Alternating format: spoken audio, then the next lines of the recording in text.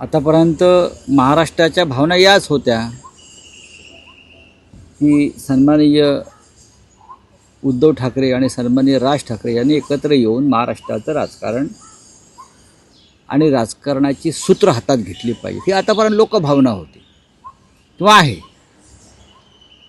मग आता प्रश्न का निर्माण विचारताय तुम्ही, प्रश्न का निर्माण करताय, असं आहे तसं आहे तसं आहे.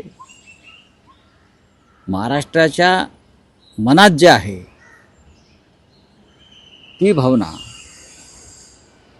राज ठाकरे आणि माननीय उद्धव ठाकरे या दोघांनी व्यक्त केली.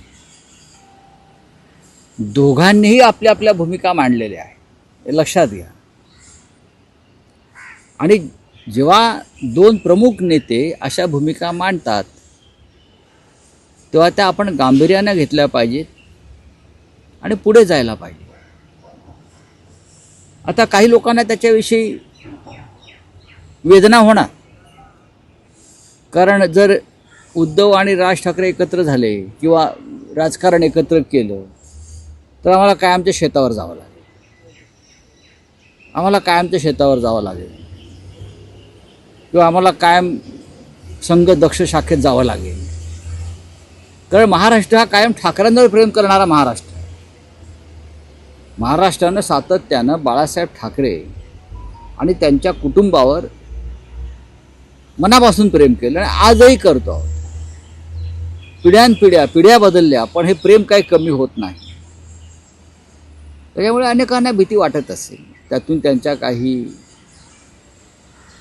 पोटातून त्यांची मळमळ बाहेर पडत असेल तर त्याकडे आम्ही दुर्लक्ष करतो. आम्ही सकारात्मक दृष्टीने याकडे पाहतो.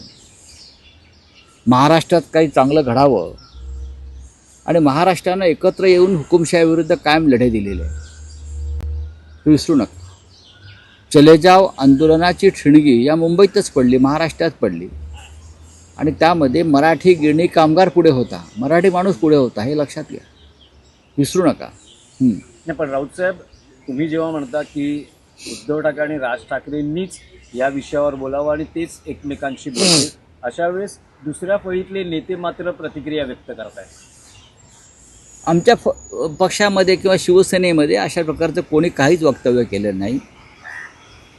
स्वतः उद्धव ठाकरे असेल, मी असेल, आमचे इतर माझे सहकारी असतील, प्रवक्ते आहेत खाली, तुम्ही मला दाखवा की त्यांनी माननीय उद्धव साहेबांनी घेतलेल्या भूमिकेच्या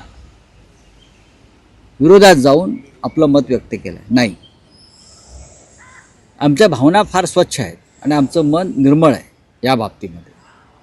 त्याच्यामुळे आम्ही असं ठरवलेलं आहे, कोणी काही बोलू द्या, कोणी काही बोलू द्या, कोणी किती खाजवत बसू द्या मागून पुढून, भूतकाळात वळायचं नाही, हा फॉर्म्युला आहे. भूतकाळात डोकावायचा नाही. जेव्हा आम्ही ठरवलं आहे माननीय उद्धव साहेबांनी की एक पाऊल पुढे टाकायचं आहे, एक पाऊल पुढे टाकत असताना मागे काय झालं आहे हे दुर्लक्ष करून पुढे जायचं आहे. मागे आम्ही काय बोललो, ते काय बोलले, त्यांनी काय टीका केली, त्यांनी काय भूमिका मांडली, हे विसरायला पाहिजे पुढे जाताना.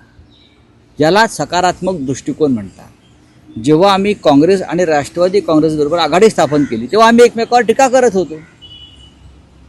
होतो ना, प्रचंड टीका केली आम्ही दोघांनी एकमेकांवर. पण जेव्हा आम्हाला एकत्र यायचं ठरल्यावर ते आम्ही भूतकाळात पाहिलं नाही, आम्ही भविष्याचा विचार केला. 2014 साली भारतीय जनता पक्षानं आमच्याशी युती तोडली, हिंदुत्ववादी पक्ष असताना आम्ही युती तोडली. आम्ही दोघांनी एकमेकांच्या विरुद्ध प्रचंड टीका केली. परत आम्ही एकत्र आलो तेव्हा आम्ही भूतकाळात पाहिलं नाही.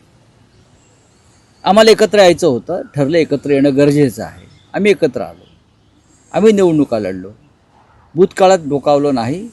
उत्तम राजकारण हे भूतकाळात न डोकावण्याचं असतं. अशा वेळेला जेव्हा आम्ही हातमिळवणी करतो राज्याच्या आणि देशाच्या हितासाठी तेव्हा मागे कशाला खाजवत बसायचं, पुढे बघा ना. आम्ही त्या विचाराचे आहोत आणि माननीय उद्धव ठाकरे शिवसेना पक्षप्रमुख हे सुद्धा भविष्याचा विचार करणारे आहेत, भूतकाळाचा नाही. आम्हाला महाराष्ट्राचं भविष्य घडवायचं आहे, आम्हाला मराठी माणसाचं भविष्य उज्ज्वल करायचं आहे, हे ठरलं आहे ना दोन नेत्यांमध्ये. मग उद्धवजींनी खाली संदेश दिलेला आहे. आपल्याला सकारात्मक दृष्टिकोन ठेवायचा आहे, आपल्याला भविष्याचा विचार करायचा आहे. त्याच्यामुळे कोणीही या संदर्भात वेगळी भूमिका मांडायची नाही. 4 भिंतीआड आपण बोलू शकतो, पण ज्याच्यामुळे हा जो एक नवीन प्रवाह सुरू होतो आहे तो प्रवाह गढूळ करण्याचं काम आम्ही आमच्याकडून कदापि करणार नाही. रामदास कदम म्हणतात की उद्धव ठाकरे कधीच राज ठाकरेंना पुढे घेऊन जाणार नाही. राज ठाकरे कधीच